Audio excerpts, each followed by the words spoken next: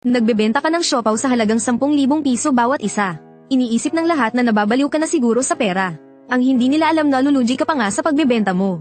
Para lang matapos ang pinapagawa ng iyong maestro. Isang linggo ka nang tuloy-tuloy na nagtitinda. Pero ni isang siopaw ay wala ka pang naibebenta. Habang iniisip mo na nasayang na naman ang isang araw mo sa wala. May narinig kang isang malakas na ingay. Sabi ng isang follower, may isang food stall daw dito sa eskinita. Na naglalakas loob magbenta ng siopaw sa halagang 10,000 piso.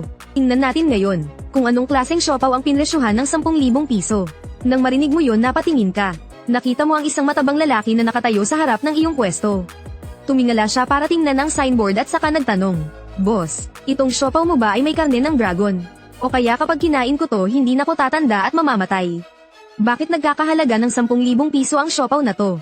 Sinulyapan ko siya, at kalmadong sumagot, "Malalaman mo kung bakit kapag natikman mo na." May dating ang mga taong ganito kayabang. Kadalasang may ibubuga talaga. "Sige boss, bigyan mo ko ng isa." Nang marinig ko ang sinabi niya, tumingin ako sa kanya. "Sigurado ka?" "Oo naman, sigurado ako." "Bakit? Natatakot ka bang hindi kita babayaran?" Tiningnan ko lang siya ng simple. Kung marunong kang tumingin, hindi mo tatakbuhan ang bayarin. Wow, ang yabang mong magsalita. Huwag kang mag-alala. Masarap man o hindi, nakalagay naman dyan ang presyo.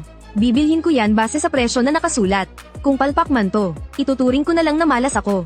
Wala na akong sinabi pa. Tumango na lang ako, at saka itinulak ang isang steamer sa harap ng mataba. Ang Supreme Crab Roast Soup Dumpling. Tikman ninyo. Inilapit ni Tang Jia ang lente ng kanyang cellphone. "Hali kayo pamilya, oras na para masaksihan ng isang himala." Pagkasabi nito itinaas niya ang takip. Sa loob mayroon lamang isang siopaw na medyo transparent at kulay amber. Sa manipis na balat nito malinaw mong makikita. Ang gininto ang sabaw sa loob na bahagyang gumagalaw. At sa gitna ng gininto ang sabaw na iyon, may isang kumpol ng mapulang laman ng alimango na bahagyang nakikita. Tila isang tumitibok na puso. Ang tuktok ng siopaw ay mayroong 36 na lupi, na bumubuo ng isang perpektong hugis ng bahagyang nakabukas na bibig ng isda. Ngunit walang kahit isang kititing na singaw na lumalabas. Si Tang Jia at ang mga manonood sa kanyang livestream ay parehong natulala sa siopaw na nasa kanilang harapan.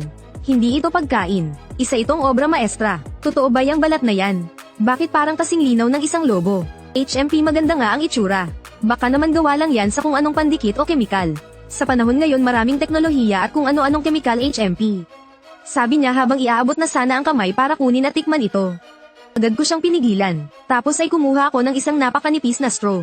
At kumuha rin ng isang maliit na puting platito. Maingat kong inilipat ang siopaw sa harap ni Tang Jia. Buksan muna ang bintana bago higupin ang sabaw. Isang higop buong bibig ay sisarap. Tandaan mo mayroon ka lang 3 minuto. Pagkalipas ng 3 minuto, ang temperatura ng sabaw ay bababa sa 65 degree. Mababawasan ang linamnam nito ng 30%. Sa oras na yun basura na lang ito. Inirapan ako ni Tang Jia. Ang uwa naman yan. Habang sinasabi ito dahan-dahan niyang isinaksak ang straw sa bibig ng isda sa tuktok ng siopaw. Sa sandaling tumusok ang straw sa maliit na butas sa balat nito. Isang hindi maipaliwanag at napakatapang na bango. Ang biglang sumabog mula sa butas na kasinliit ng karayom. Sa isang iglap naramdaman ni Tang Jia na parang nabasag ang kanyang bungo. Ang bango ay umakyat sa kanyang ilong diretso sa kanyang utak. Biglang nawala ang kanyang pagpipigil. Hindi na niya makontrol ang sobrang paglalaway. Ang mga usisero sa paligid ay nagbubulungan pa kanina. Sa isang iglap lahat sila ay parang napako sa kanilang kinatatayuan. Anong amoy yun ang bango? Diyos ko po, ano to? Nagsimulang magkagulo ang mga tao. Hindi mabilang na mga mata ang nakatitig sa siopaw na hawak ni Tang Jia. Sa sandaling ito wala nang pakialam si Tang Jia sa kanyang live broadcast. Sinubo niya ang straw at biglang sumipsip. Ang gintong sabaw ay damaloy mula sa straw papasok sa kanyang bibig. Napakapaso, napakalasa, walang katulad. Sa sandaling iyon, para bang nakita ni Tang Jia ang isang higanteng gintong alimango, na iwinawasiwas ang mga sipit nito sa maalong dagat. Nakita niya sa walang hanggang talampas na nababalutan ng nyebe. Ang mga bagong pitas na matsutake mushroom na may hamog pa. Nakita niya sa gitna ng maulap na ambon ng Jiangnan. Ang isang wine cellar na 30 taon ng selyado ay dahan-daang binuksan. Naramdaman ni Tang Jia na ang buong katawan niya ay nagsitayuan lahat ng balahibo sa sandaling iyon. Isang kakaibang pakiramdam ng sarap ang bumalat sa kanyang buong katawan. Hindi niya mapigil ang mapaluhod at sumamba. Nang makita ng mga manonood sa livestream ang ekspresyon ni Tang Jia. Labis silang nagtaka. "Kuya Jia, anong nangyari sa'yo? Magsalita ka. Hindi ba masarap? Baka nalasan na yung streamer kaya napipi." Hindi pinansin ni Tang Jia ang mga komento. Itinapon niya ang straw, at ang natitirang siopaw na puno pa ng laman ng alimango, ay nilamon niya ng buo. Ang napakanipis na balat nito ay natunaw sa kanyang dila. Sumunod ang manamis-namis at malinamnam na alig. Ang lutong ng matsutake, ang aftertaste ng wada wine. Naghalo-halo ang iba't ibang lasa at sumabog sa kanyang bibig, na parang tumutugtog ng isang engranding symphony. Nakapikit si Tang Jia, 2 linya ng luha ang biglang damaloy mula sa gilid ng kanyang mga mata. Napangiti ako ng bahagya, tapos nang kumain. Ibaba mo ang plato, huwag mong patuluin ang laway mo sa pwesto ko. Biglang iminulat ni Tang Jia ang kanyang mga mata. Boss, meron pa po ba? Kahit magkano bibilhin ko? Bibilhin ko lahat. Umiling ako. 1 piraso lang bawat tao. Ubus na po ang para sa araw na ito. Nataranta na si Tang Jia. Dahil sa sukdulang linamnam nito tila nawala siya sa kanyang sarili. Master, bibigyan kita ng 100,000. Ang mga patakaran ay gawa lang din ng tao. Hindi dapat masayang ang ganitong talento. Gawan mo pa ako ng isa. Parang awa mo na. Hindi ako natinag. Agad kong tiniklap ang pwesto at umuwi. At ang food review live stream ni Tang Jia ay agad na nag-viral sa buong internet. Ngunit ang itsura ni Tang Jia na tila nanguhumaling at naaadik ay nakakuha ng atensyon ng Market Supervision Bureau. Congratulations host sa pagkumpleto ng novice trial. Gantimpala, doble ang lakas ng pangangatawan. Gantimpala, piraso ng maalamat na kagamitang panluto ang Yungling knife. Ikinuyong ko ang aking kamao. Dama ang lakas sa aking mga kamay. Isang matalim na kislap ang dumaan sa aking mga mata. Kung ganoon, marahil ay maaari ko nang subukan ng putaheng iyon. Kinabukasan, kumuha ako sa system ng 3 set ng sangkap para sa Supreme Siopaw. Pagdating ko sa night market ng dapit hapon, halos 1,000 tao na ang nakapalibot sa pwesto ko. May mga nagla-livestream para makisakay sa kasikatan. May mga usisero kung totoo ba ang tungkol sa siopaw. Ngunit ang hindi ko inaasahan ay pagdating ko palang sunod-sunod na mura ang sumalubong sa akin mula sa mga tao. Lumayas ka sa night market. Panloloko. 10,000 para sa isang siopaw. Bakit hindi ka nalang mang-hold up? Tumigil kayong lahat. Isang malakas na sigaw ang umalingaw-ngaw. Sumugod sa harap ko si Tang Jia na parang isang galit na leon. Wala kayong alam. Kung hindi nyo pa natitikman, manahimik kayo. Sulit ang siopaw na to sa presyo niya. Nagulantang ang lahat. Agad na napuno ng mga question mark ang comment section ng livestream. Nawala na sa sarili si Jack. Siguradong bayad yan, wala nang duda. Hindi ko pinansin ang mga basher na ito. Sa halip naglabas ako ng isang karatula. Supreme Crab Roast Soup Dumpling 10,000 piso bawat isa. Limitado sa 3 piraso ngayong araw. 1 piraso lang bawat tao. Kailangang kainin dito mismo. Hehe, tinaasan pa ang presyo, mukhang gusto niyang samantalahin ang kasikatan para kumita ng malaki bago tumakas ah. Boss, pa take out akin na lahat. Tiningnan ko ang mga namumulang mata ni Tang Jia dahil sa pagkabalisa. Umiling ako. Kumain ka na kahapon. Hindi dapat maging mata ko sa masarap. Kailangan pa ng katawan at panlasa mo ng 24 na oras para maproseso. Ang linamnam na naiwan mula kahapon. Hindi kita pagbibentahan ngayon. Boss, wag naman po. Mamatay na ako sa takem. Nakikiusap ako sa'yo kahit kalahati lang pwede na. Muling natulala ang lahat sa eksenang ito. Ayaw sa perang kusa ng lumalapit. Ang galing niya talagang magpakipot, no? At sa sandaling iyon, isang mayabang na boses ang narinig mula sa mga tao. Puro kayabangan. Ang dumating ay ang sikat na anak mayaman ng Jiang City. Si Zhou Kuo. Akin na ang 3 siopaw na yan. Pero hindi ko yan kakainin.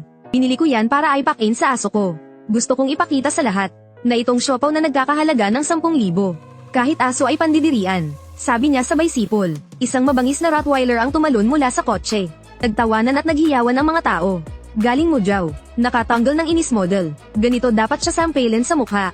Tingnan natin kung paano babagsak ang boss na to. Kunin mo ang pera mo at umalis ka. Natigilan si Zhao Kuo, at agad na nagalit ng husto. Pinapaalis mo ako. Kilala mo ba kung sino ako? Maniwala ka man o hindi, wawasakin ko yung pwesto mo. Gagawin ko na. Natukoy ang malisyosong provokasyon. Ina-activate ang side quest. Ang dangal ng Diyos ng pagkain. Mga kailangan sa misyon. Gamitin ang sukdulang sarap. Paluhurin ang nanghahamon hanggang sa sumuko. Gantimpala ng misyon. Recipe ng nawawalang Sichuan dish, chicken tofu pudding. Huminga ako ng malalim. Iniunat ko ang aking kamay at ipinatong sa takip ng steamer. Sa totoo lang, hindi ka karapat-dapat na kainin ang luto ko. Pero dahil gusto mong aipakin sa aso, hayaan mong sabihin sa'yo ng sarili mong dila, na ikaw mismo ay mas masahol pa sa isang aso. Pagkasabi niyon, bigla kong inalis ang takip. Sa pagkakataong ito, hindi ko sinadyang pigilan ng bango. Pagkatapos ng isang gabing pagpapalakas ng system, ang tindi ng bango ng 3 siopaw na ito ay 3 beses na mas matindi kaysa kahapon. Sa sandaling pag-alis ng takip, ang napakatapang na bango ng alig ay naging parang isang totoong bagyo na kumalat sa 100 metrong paligid. Ang Rottweiler na kanina'y walang tigil sa pagtahol ay biglang ipinasok ang buntot sa pagitan ng mga hita nito. At bigla na lang itong damapa sa lupa. Nagpakita ng pagsuko sa akin. Agad nabasa ng laway nito ang lupa. Samantala si Zhao Kuo na siyang pinakamalapit, ang mayabang niyang mukha ay biglang nanigas. Bango. Sobrang bango. Naramdaman niya na para siyang sinasakal ng isang dambuhalang kamay na hindi nakikita. Maliban sa paglanghap sa mabangong amoy na iyon, wala na siyang ibang magawa. Ang kasama naman niyang magandang influencer ay biglang nanlambot ang mga tuhod. Diretsyong napalumpasay sa sahig habang wala sa sarili ang kanyang mga mata. Nanginginig ang mga kamay ni Zhaokuo. Hindi niya mapigil ang iabot ito patungo sa steamer. Sumisigaw ang kanyang utak, kainin mo na yan. Mamamatay ka kapag hindi mo kinain. Gusto mo bang kumain? Ang 30,000 mo ay para lang sa amoy niyan. Kung gusto mong kumain magmakaawa ka. Namula na parang atay ng baboy ang mukha ni Zhaokuo. Nagpipigil siya, pero ang amoy na iyon ay parang may sariling buhay. Agad nitong sinira ang kanyang pagtitimpi. Bigla siyang lumuhad sa sahig. Pakainin mo ako kahit isang beses lang nakikiusap ako sa'yo.